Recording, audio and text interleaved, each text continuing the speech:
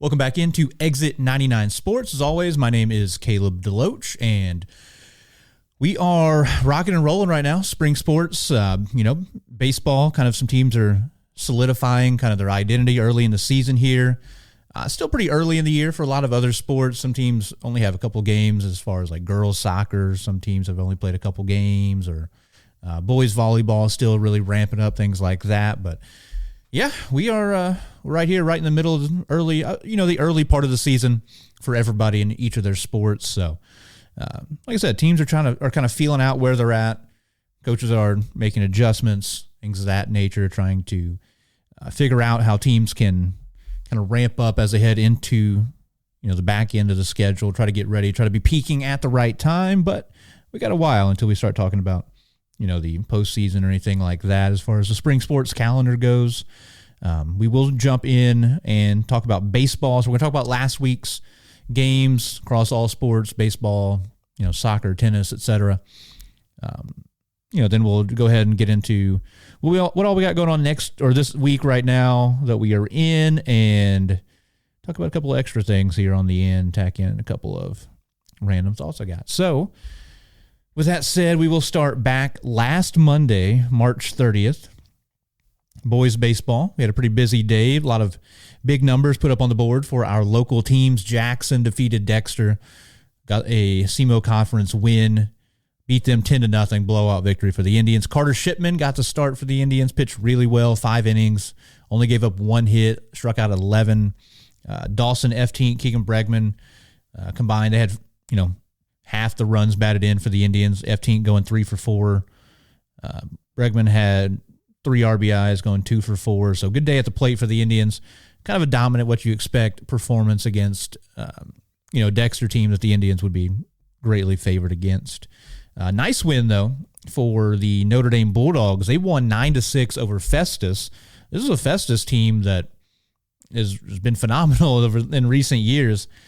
Festus, if I recall, they just won a state title, I think 2 seasons ago in boys baseball. Yeah, or excuse me, that was 2023, so 22-23. Okay, the past doesn't feel that long ago the older you get, so excuse me on that. But yeah, 2022-23, I mean, they won 27 games, won a state title. 24, they went 25-8 last year. I mean, they made a run. They won the district. And we're a very, very good baseball team. But so this is a nice win for Notre Dame here early in the season. The Bulldogs, behind the curtain here, this is a Monday, right in the middle of them playing Campbell here, a late add to their schedule. So, mind you, so let's say they're beating Campbell right now, which they are 7-3. Like I'm live, so the outcome of that. But a really strong start to the year. With the win over Campbell, puts Notre Dame at 8-4. They've lost to some pretty good teams here early in the season, and they're playing pretty well. They got some kids that are hitting really well. One of those is in that ball game, Peyton Duncan. He went 3 for 3, walked, had 5 RBIs in the ball game. He put up 5 RBIs out of Notre Dame's 9 runs they had.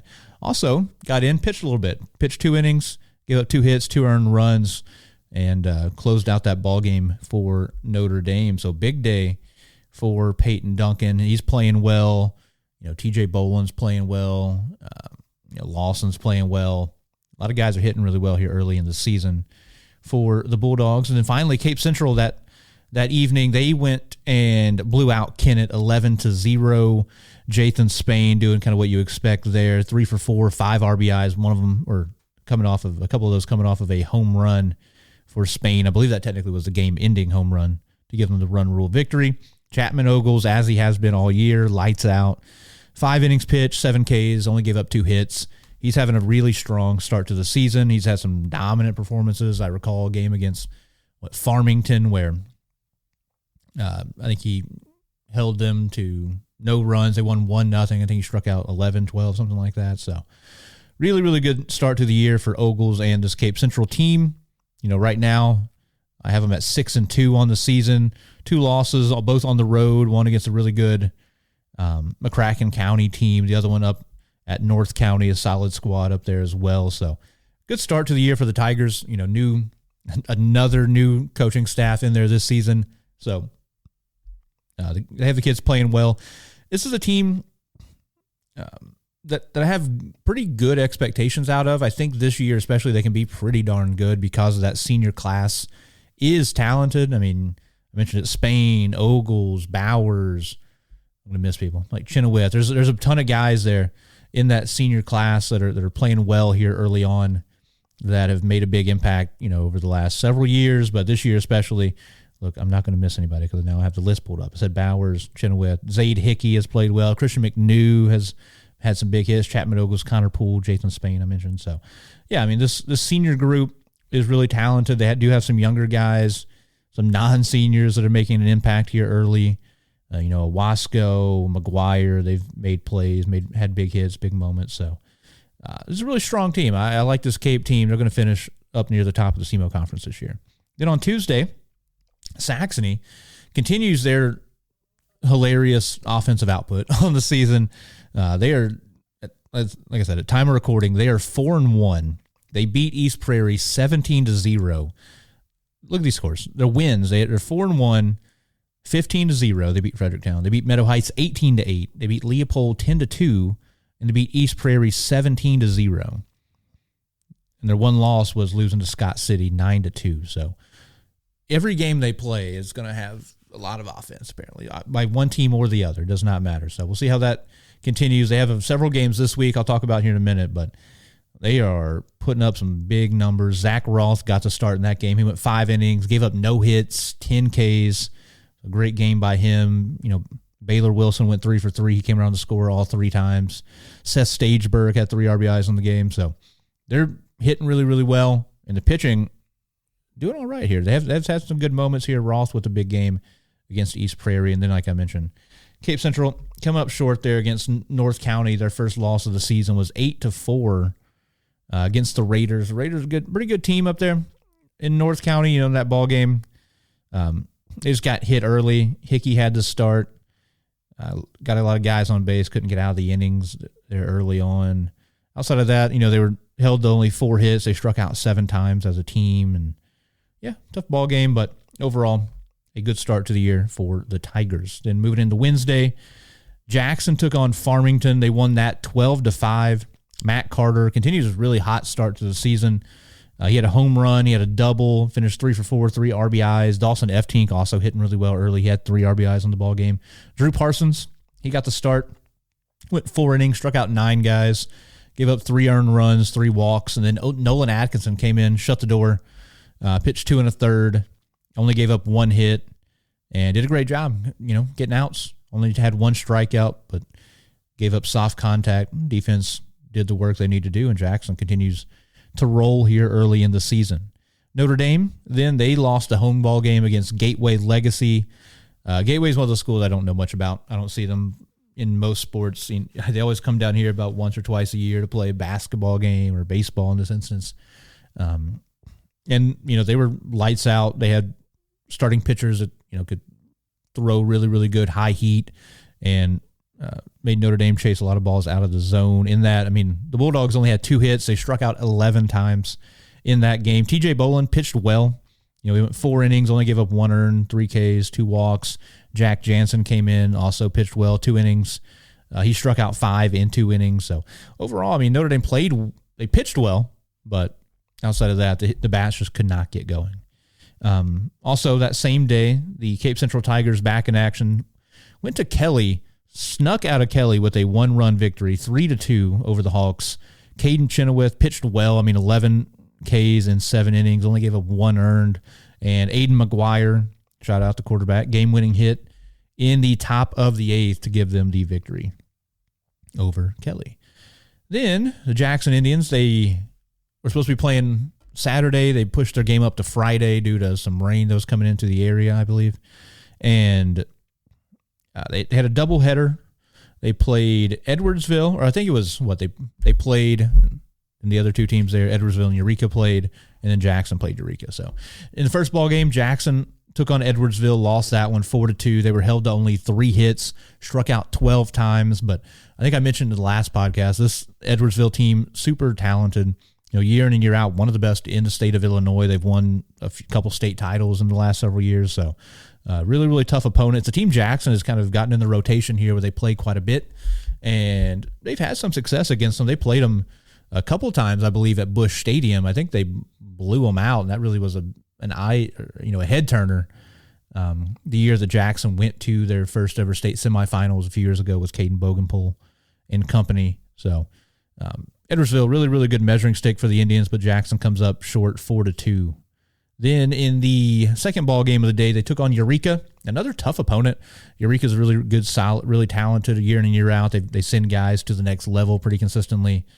The whole St. Louis, suburban St. Louis ring around the city, really, really good at baseball. I mean, the St. Louis area, it gets known for some high-level football maybe, the CBCs, DeSmets of the world, basketball at times, kind of those same private schools. There's public schools here and there that are really, really special. But as far as talent goes, pure college talent, things like that, baseball is probably where St. Louis excels the most. It might not get talked about a lot, but they put out some dudes, and Eureka no exception. Jackson, though, comes up with a big win, 6-2 over Eureka.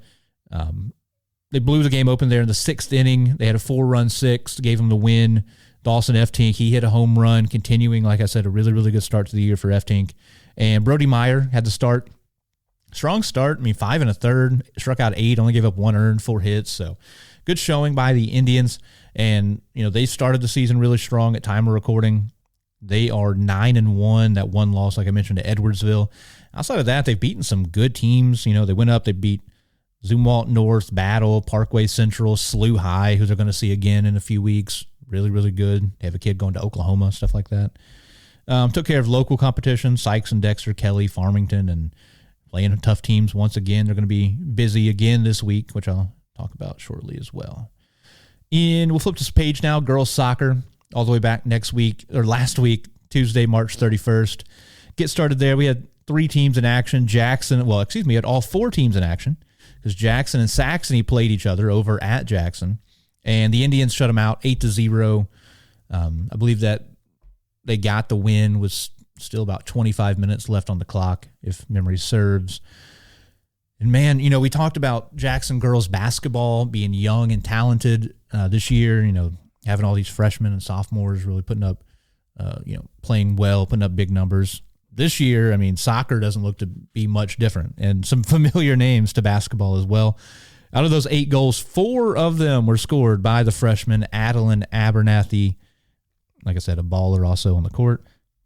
Sophomore Addison Crooks, she had 2 of the goals, and then Bryn Banderman, another freshman, and Rudy Klund, senior, had the other 2 goals there. And yeah, Jackson, really, really strong, group of freshmen, sophomores, things like that. Across the board in all sports. I talk about a little bit of everything, track and field. There's some really young kids that are stepping up. Basketball, we talked about it all year. Now, soccer, I'm sure there's more that's not coming to me immediately. But, yeah, overall, this freshman class, sophomore class, things like that are super strong. You got both Abernathys I mentioned playing big roles. Bryn Banderman I mentioned as well already. Addison Crooks, Reagan Gwynn, a sophomore. A lot of young talent on Jackson, but a solid, strong senior class. Ashland Dawes, I mentioned Klund, Emma Larson, Josie Sauerbrunn, Maddie Stelling. These girls bring a lot of experience, some multi-sport athletes, things like that, who are really, really tough, really strong senior leaders on this team. So, it's Jackson girls soccer. They rarely have down years. They're rarely, rebuilding, things like that, and they just keep reloading with talented kids year in and year out. At time of recording, I keep saying it, I think Jackson is playing right now as I'm talking to you. They're playing Lindbergh. So I'll talk about that game coming up. That's going to be a really big indicator of where Jackson's at here early in the season. Lindbergh, a district team, really, really talented, traditionally really solid. Have a lot of girls that are very, very good athletes over there at Lindbergh. So we'll check in on that next week, though. I'll be taking a peek at the score, though, live here as the game is going on. Over for the Notre Dame Bulldogs, they got in the win column. They shut out Sykeston 2-0. Another to be expected outcome, in my opinion. They did drop a couple games early to the Parkway schools, South and Central. But as far as Southeast Missouri goes, outside of Jackson, there's really been nobody come up into that top two very often to touch Notre Dame, who's been a step behind the Indians, I think, the last few years overall. But they have a strong team again this year. Notre Dame does.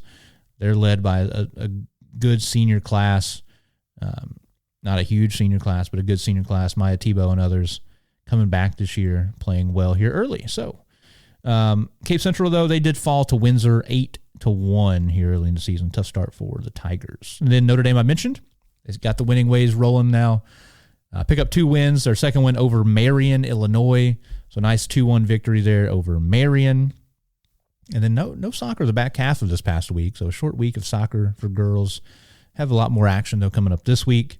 In boys golf, we do have a couple results here to talk about. I've seen some teams post online with how they did in the Sykeston quad match. I know Notre Dame was victorious there. They won over, it was Dexter, Sykeston, and Jackson were all participating there.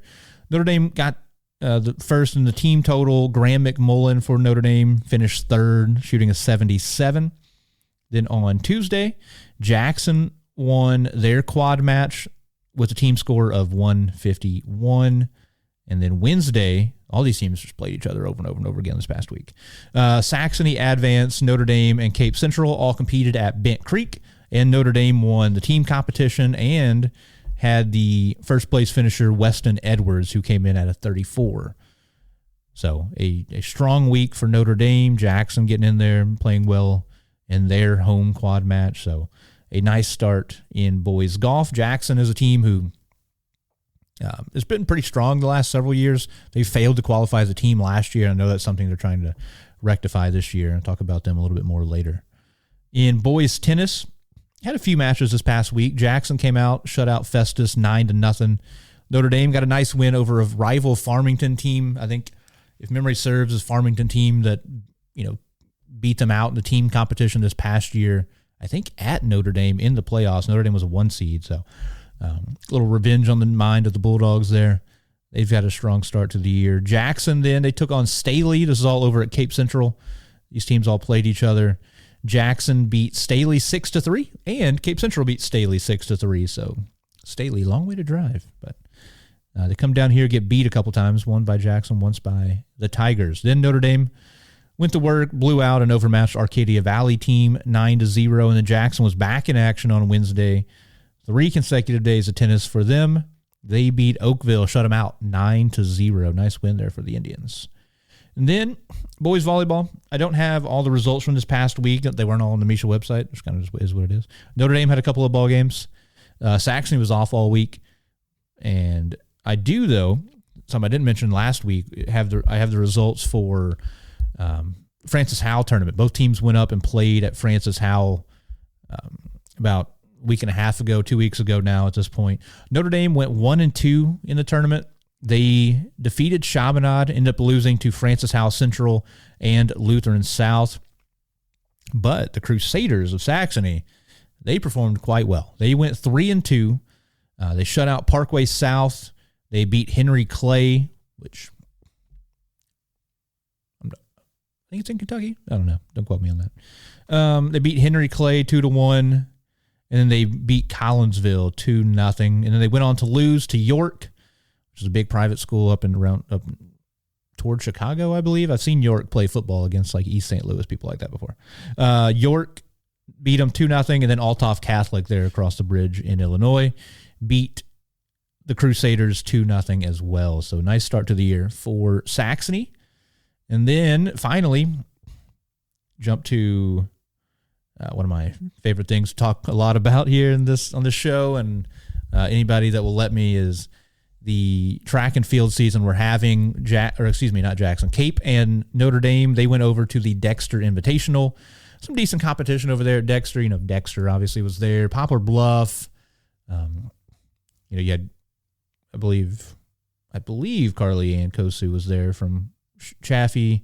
So there's some good competition for our local runners, local jumpers, things like that. So I'll run through some of the results that kind of stood out. I'm not going to go, event by event or anything, but I'll talk about the ones that stood out.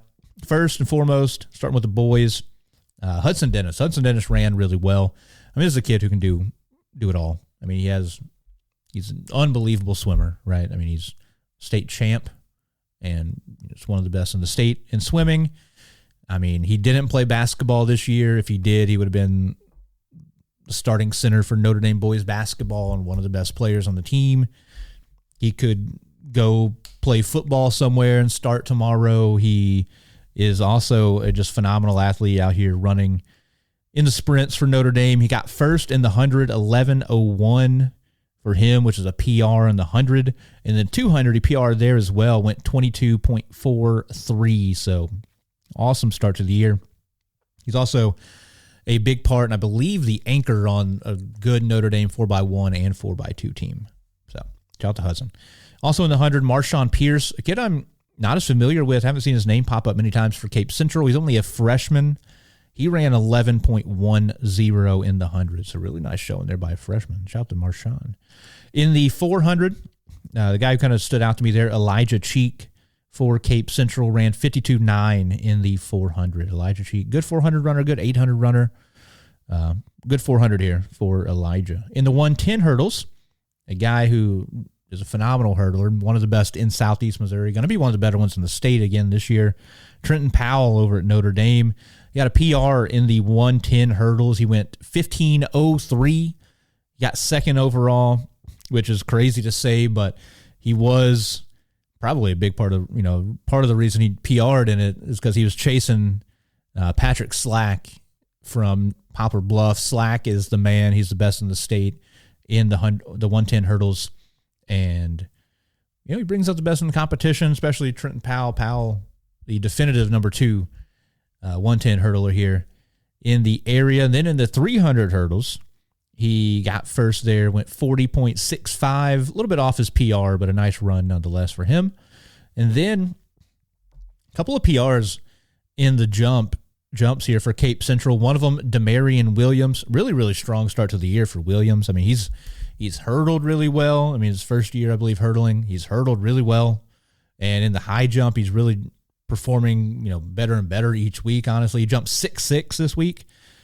He jumped 6'4" for the first time, I think, at Notre Dame. So he's performing really well. And another kid I am familiar with from basketball as well, Jaden Johnson for Cape Central. He had a big new PR, 6'4", to come in second place behind Williams. Over on the girls' side, a couple of standout performances. In the 400, Caden Kern, 104.66. Not a state championship type of number or anything like that, but just seeing kind of the versatility that they're using Caden Kern all over the track for him this year, kind of get the most out of her. She's been a good, I believe, long triple and high jumper for them. She's gone over 5'1". She's only a freshman again. Once again, reiterate that. And now they've got her running the 400, pretty solid 400, one of her first 400, I believe, as a high schooler. So good start to the year for her. In the 100 hurdles, Maria Sire, a new PR there from Notre Dame, 16.16. In the 300 hurdles, Grayson Maurer, another girl from Notre Dame, she got first in 49.19. That is a PR as well.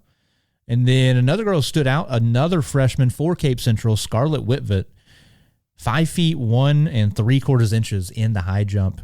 Really, really good jump there. A couple of ninth graders for the Tigers performing really well, Scarlett and Caden. So they've got a lot. They got a lot of talent over there at Cape Central, a lot of young talent. So I'm excited to see how these girls keep progressing on the track. And then a couple of things I want to mention from another meet that went down in Farmington was Elijah Cheek, who I mentioned ran 52.9 in the 400. Came back a couple days later and ran 51.6. So a new PR for him in the 400. So he's a guy who looks like he could be pushing close to that 50 number, maybe pushing to get sub 50 by the end of the year if he keeps rounding into form. Because, I think I mentioned it before, but Cape Central was dropped down in class. They were in the biggest class in the state in track and field. And I believe class 5 they were in last year. This year they dropped down to class 4. So there's a real chance that, it just is what it is, right? You go drop down a class, the kind of competition gets a little bit easier. lot of these kids have a chance to make some noise once we get into the state meet, but we got some time until then. And then another nice showing here, Jamie Adams Jr., another freshman for the Tigers. He threw 49 feet, 3.5 inches in the shot put, which is a new PR for him. So, shout out to Jamie. He's been throwing really well early in the year. Been really impressed by him. So, I believe that closes the book on this past week. All the little bit of the recap there of everything I mentioned. We're going to jump in. There's a lot more going on this week. Each week, we're getting into the year now, so each week at this point should be pretty packed full of each and every sport. We're on the other side of Easter, and so I believe there's pretty much no more break through the rest of the school year. So it'll be a restless time for a lot of students. A lot of teachers will not enjoy the next month and a half, but it will be an exciting time if you are a local sports fan, because there'll be a ton of action here coming up across the board. So, as always, I'm going to implore you to go check out some of these games I'm going to talk about. So, starting on the baseball diamond, I mentioned today Notre Dame is playing Campbell. You'll know the result of that. Check in over there on how that game's going. If it's final yet, no, it's 7-6. Oh goodness! All right, keep an eye on that. Like I said, you know what happened by now, but kind of watching it happen in real time. So we'll jump in Tuesday. We've got a big matchup here, local matchup. Jackson is hosting Notre Dame. Big time rivalry. Excuse me. Big time rivalry between those two schools. I believe Notre Dame last year got their first win over Jackson in quite some time. I'll pull it up here real quick. They beat Jackson. Cape Central beat Jackson. And that was the first time either of those things have happened in quite a while for either team. It was a regular season game, was the win. I believe it was at Notre Dame. It was. They won 4-3 last season against the Indians. That broke a streak that went all the way back to 2021, was Notre Dame's last win against Jackson before last year. So they maybe broken through a little bit. We'll see. Both teams are playing pretty well here early in the season, so should be a good matchup. It's going to elevate both teams. Jackson, though, will be the home team, so get out, check that one out. Should be a really fun matchup. Like I said, some talented squads. Notre Dame playing pretty well here early in the year, but going to Jackson, game's going to be at 4:30. It'll be a tough contest over there. And Notre Dame did beat Campbell 7-6, by the way, so we know how that ended. Cape Central, they will be hosting a ball game Tuesday as well. They're taking on Windsor. And then Saxony goes on the road, a private school showdown there for them. They're taking on St. Vincent. Should be a good little rivalry there. Some shared students between those two places, I've heard. So should be a good little rivalry between those two teams. Saxony, good start to the year. They're hitting the ball, so we'll see if that's able to continue against a pretty good St. Vincent group. Then Wednesday, so the very next day, a lot of teams right back at it. Cape is on the road at Seckman. Seckman, pretty talented this year. They've got some individual kids who are going to be playing at the next level. A lot of them are young, so that could work in Cape's favor. But overall, good group up there for the Seckman Jaguars. Then Notre Dame, they have a district ball game against Dexter. That'll be at Dexter. So big time implications there. If Notre Dame's able to win that, I mean, they almost all but certain lock up a 1 seed in their district. Obviously, we still have a month and a half until we get there, but they've already beaten, I believe, Fredericktown. Dexter, if they win this game against Dexter, then they'll have that victory. They don't play Donovan, I believe. Let's see who else is in their district. So they got Kennett. So it's Kennett. If they beat Dexter and Fredericktown, I mean, then they're in the driver's seat. So a big opportunity here for Notre Dame to put themselves in a good spot for late in the season. And then finally, Saxony goes on the road to Charleston. Should be a good small school matchup there. Thursday, Jackson will be hosting that North County team that did beat Cape Central earlier in the year. That was last week, 8-4. So could be a good battle. North County pretty consistently solid across most of the board in all sports. And then Cape Central, they're going to go on a little bit of a road trip. They are taking part in the Missouri River Festival. So this will be going on at Jefferson City. They will be taking on 4 different teams up there. On the 9th, it will be, look, I don't know how to pronounce this correctly, Fatima, I don't know. Fatima. My bad. I'm not from Central Missouri. And then on the 10th, they'll be playing a couple of games. They take on St. Elizabeth, which I don't know much about in baseball. I know they're pretty darn good, especially in girls basketball. They just won a state title. And then also on the 10th, they're taking on the host Jeff City, the Jays. And then on the 11th, Cape Central will be taking on Capital City over there from Columbia. So should be good matchups. Some pretty good sized schools for Cape Central to play, especially Jeff City and Capital City. So should be some good contest for the Tigers. Good competition. Kind of get out of the area, see something new. Always a good experience. And then Friday, April 10th as well, Notre Dame is going on the road to Farmington. Going to be a tough battle. I mentioned it. Farmington pushed Jackson a little bit this past week. They held Cape to 1 run. Unfortunately for Farmington, they scored 0. So shout out to Chapman Ogles there, pitching really well in that ball game. But so Notre Dame will have a tough test going on the road to a good Farmington team. And then finally Saxony, another private school showdown. They'll be hosting St. Pius on Friday.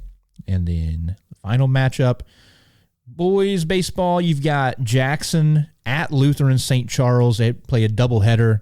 First game starts at 11 a.m. Obviously, the next one will be whatever it is, 30 minutes or so after that. So should be a good one. Road contest. Jackson plays a handful of road doubleheaders this year. Your boy might be calling one of them in a couple of weeks. I'll let you know, though, as we get closer to that. So then we got girls soccer. I mentioned we have a couple of games going on as I'm talking to you. Jackson is at Lindbergh. It's a district game. Jackson has lost the last 2 meetings they've played against Lindbergh.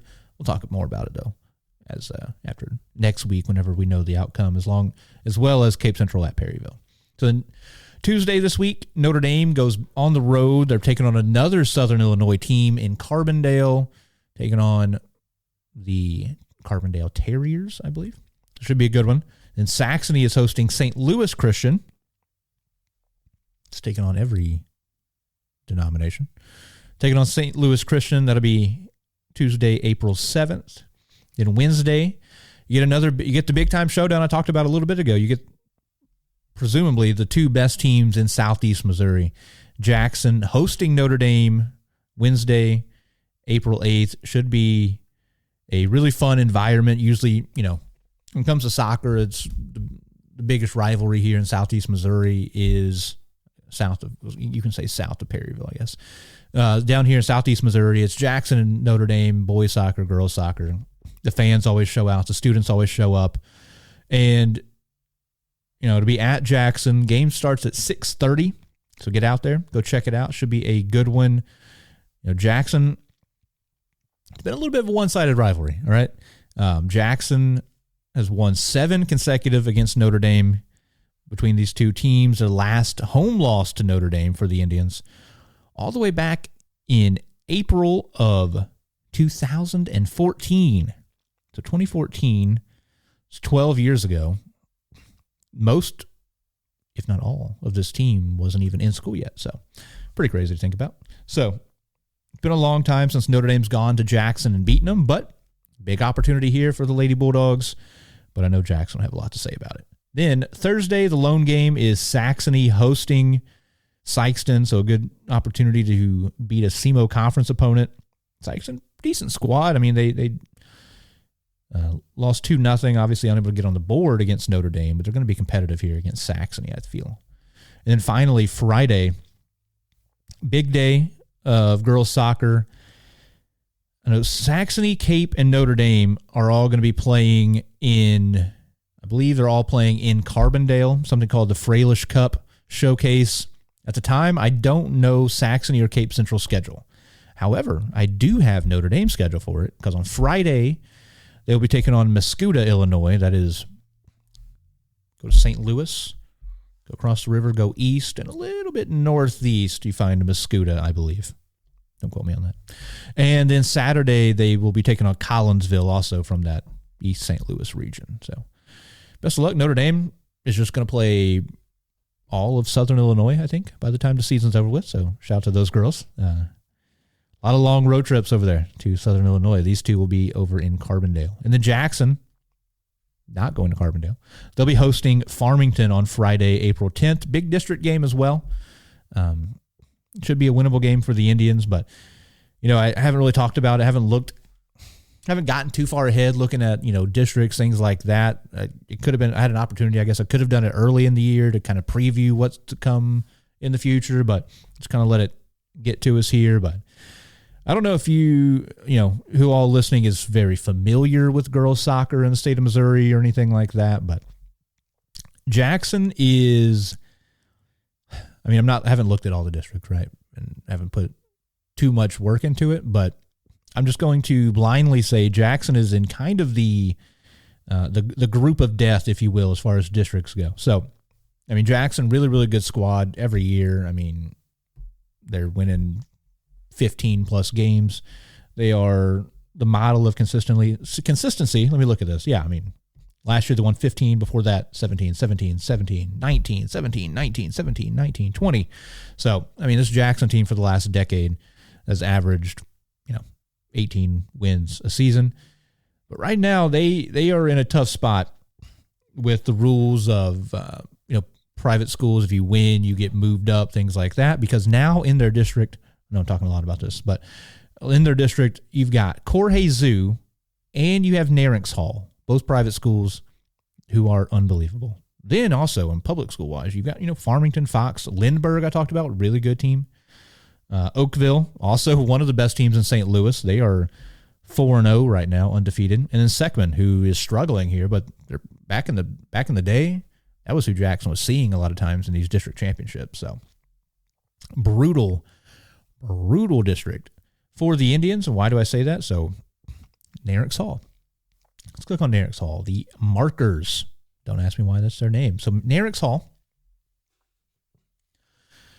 from 2019 to 2024, they were in the state championship game every single year. They got second, and then they finally broke through and won the state title in 2024, and then they got moved in, and then the reason they didn't go back is because they got moved into Jackson's district.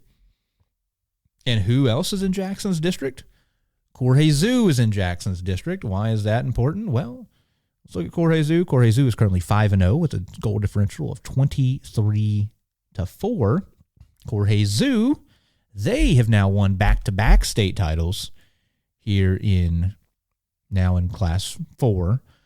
And not to mention, Corhay Zoo, why are they so good? Why have they won back-to-back state titles? Well, they have a girl on their team who is the best player in the United States of America. No, I'm not being dramatic, because she did win the Gatorade National Player of the Year in girls soccer. So in the United States, she is the best player. She plays on the United States U16 team, U17 team.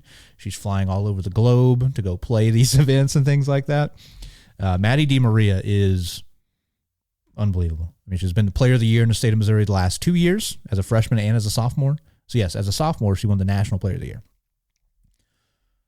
So you just put her out there, and it's going to make things really, really difficult for everybody else. But then you add in a bunch of other girls who are unbelievable, huge senior class, huge junior class. A bunch of these girls going to be playing at the next level. Some of them are basketball players, things like that. So big athletes, things like that. It's going to make life a little bit difficult. So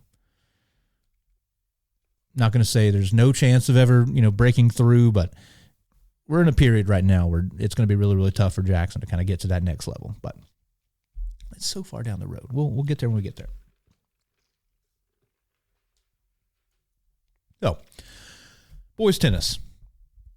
Get less dramatic here. Boys tennis, you've got Tuesday, Notre Dame at Dexter, a winnable few games there for Notre Dame. I wouldn't surprise me if they sweep over the Bearcats. Then Wednesday, Cape Central is hosting Farmington. Important for district ramifications. And then Thursday, Jackson is at Cape Central. Jackson has won 4 straight team overall wins against the Tigers. So definitely one to look out for. Cape Central having a good year. on the tennis courts. I'm trying to think about the most fun way to say that. But Cape Central, really, really strong start to the year. They're 3-1 as a team. They lost 6-3 to Notre Dame, their first outing. Outside of that, they haven't lost. Notre Dame undefeated right now. Jackson undefeated right now. They sit at 6-0 as a team. So what did they do? No, they tied once, I know, at the Courts for Cancer. That's not listed on here. But yeah, I know they tied once. They split with Poplar Bluff. But overall, I mean, a really, really strong start to the year here in Southeast Missouri. So it should be a great contest between those two teams. And then on Friday, you've got the over at Cape Central, the Show Me Tennis Tournament, Cape Central will be playing in the Show Me Tennis Tournament up in St. Louis. So Cape Central kind of be challenging themselves, playing a tough schedule here, going up north and playing in the Show Me Tennis Tournament. And Jackson on the 8th, I mentioned they're hosting Poplar Bluff on the 8th. Going to be a really, really tough game for them. Tough contest for them. Poplar Bluff undefeated. They split earlier at Dexter, so should be a nice preview of kind of how these teams stack up against each other. I believe no, they're not. So Jackson is alone in Class 3 District 1. That means Poplar Bluff down there in Class 2 District 1. Jackson in a really, really stacked district for boys tennis, man. You got Burroughs, MICDS, SLU, Oakville, Lindbergh, Kirkwood. So brutal out here. Then finally, Notre Dame on Saturday. They'll be playing over in Poplar Bluff tournament. So best of luck to our local teams, making some road trips around the area and up to St. Louis even. So good luck to all those boys. And then in boys golf, Tuesday, you've got the Dexter Tri-Match. I know Jackson will be over there. Saxony will be up at Farmington as well on Tuesday. Wednesday, you have Farmington Invitational where Notre Dame, Cape, and Jackson will be. So a very busy week. All of our local teams see each other all the time throughout the year. So should be a good matchup. Should be some good golf played by all those boys. They always push each other and really kind of bring the best out of each other. So best of luck to each of them. In boys volleyball, should be a busy week for our two local teams. But it starts off with a big-time matchup between the two teams, Notre Dame and Saxony. It will be at Notre Dame, which is notable because last time these two teams played was at Notre Dame. Saxony ended Notre Dame's season in a big upset. Notre Dame was the 1 seed in the district. Saxony went over there as, I believe, the 4 or the 5. Upset Notre Dame, won that 3-2 to end their season. And Notre Dame will be hosting St. Mary's Southside Wednesday before both them and Saxony go up to, across the river over East St. Louis, Althoff Catholic, playing in a tournament there Friday and Saturday. Then jump over to the Oval Track and Field Tuesday. You've got a pretty big local meet over at Jackson, the Bob Sink Invitational, named after, local coach Bob Sink, who worked at Cape and Jackson throughout the years, worked at Cape for a long time as a football coach, was a track coach at Jackson when I was in high school.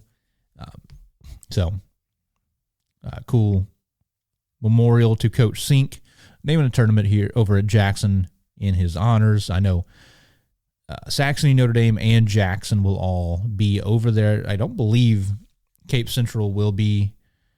I don't believe they will be participating in the Jackson Invitational, but it should be some pretty good local competition. It's not going to have a ton of heavy hitters per se in it, but overall should be a good meet. Get a lot of people out there, get a lot of people opportunities to run. It's going to be a big meet as far as probably number of kids in it, because you're going to have JV boys and girls, varsity boys and girls in every single event. So it's going to be a lot. I believe the running starts at 2 or 2:30. I believe the field event started at 1. So yours truly might be making an appearance. No promises, but might make my way out there. Might get in a little bit late after work, but I'd like to go check it out. And then skip to Friday this week. Jackson boys and girls are going to go their separate ways. The boys will be at Eureka in the Eureka Invitational. Should be some tough competition there, as well as the girls who are going to Webster Groves for their girls Invitational. So both teams going to be seeing some really, really tough competition from St. Louis and all over the state. emerging there and at Eureka or Webster Groves, depending on boy or girl. And then Saturday, Cape Central and Saxony will be down here at the Cape Invitational. So good opportunity to get out and see some of our local athletes competing. I'm not sure yet who all individually is going to be competing in the meet, but should be a good opportunity to go support some kids, man. It's a good venue. Cape Central has, obviously, they have a huge stadium. The track is there in the football stadium, so you have unlimited seating for track and field there. So that's really, really nice. It is pretty spread out. If you want to see your individual who is a field athlete, you might have to kind of go around over here to watch this throw or these jumps or things like that. But it is what it is. If you're a track parent, you're used to it. So get out, go check it out. Should be really, really fun. Should be a good day of track and field. And then finally, I believe the last event to talk about, Notre Dame is going up to St. Louis for something called the All Catholic Invitational. It is exactly what it sounds like. Every private Catholic school, I know in the eastern part of the state, I don't know if anybody else, like Springfield Catholic maybe, Rockers maybe, or Jesuit, they count, I think. Sorry. So the All Catholic Invitational should be brutal competition because you're going to have, this, oh gosh, I don't know. Let me think here. You're going to have the Viannis of the world, SLUs, I guess, the entire Metro Catholic Conference, right? So CBC, Vianney, Chaminade, look at DeSmet. I don't teach a theology class here, okay? So it should be really, really good competition. On the girls' side, then you're going to have the St. Joe's and Jorge Zeus and Eric's Halls, et cetera, of the world as well. So very cool. Should be a fun meet. Really, really interesting, in my opinion, to kind of check out what they're going to have going on there. So should be fun. Should be tough competition up there for Notre Dame. I'm excited to see how they compete at a really, really high level. Guys like I mentioned, Hudson Dennis in the sprint, see how that 4x1, 4x2 team kind of competes against some big dogs up there, the Metro Catholic teams. Trenton Powell in the hurdle, see how he does up there. I mean, I think he has a chance to really make some noise if he's running. Track and field's weird. You've got to build your guys up and then kind of cool them back down, build them up, cool them down, keep them healthy, because at the end of the day, all that matters is being healthy when it comes to qualify for state and advancing through the rounds into state and try to put yourself, your team, whatever it might be, in the best position possible to, perform at your very, very best. So best of luck to everybody competing this upcoming week. I say it all the time, get out, go watch whatever it might be that tickles your fancy. If, you're like, hey, I've just never seen boys tennis before, go check it out. It'll be fun. We'll see what the weather's like. No promises. Yeah, weather should be good all week this week.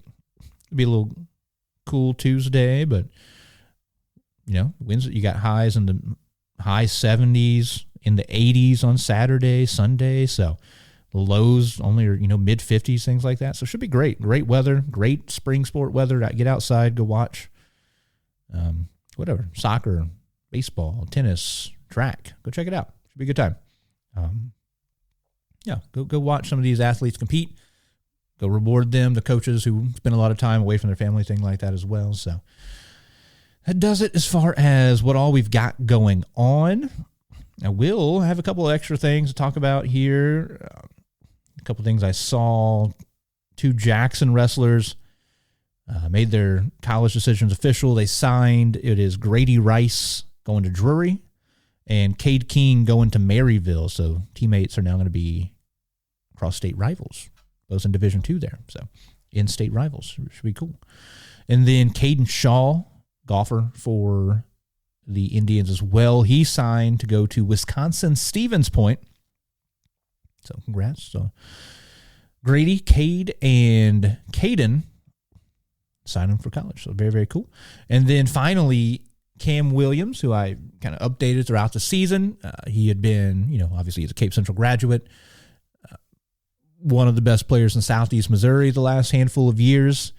He was playing at Portland this past year. He's a Portland Pilot, way up in the Pacific Northwest. Had a good year.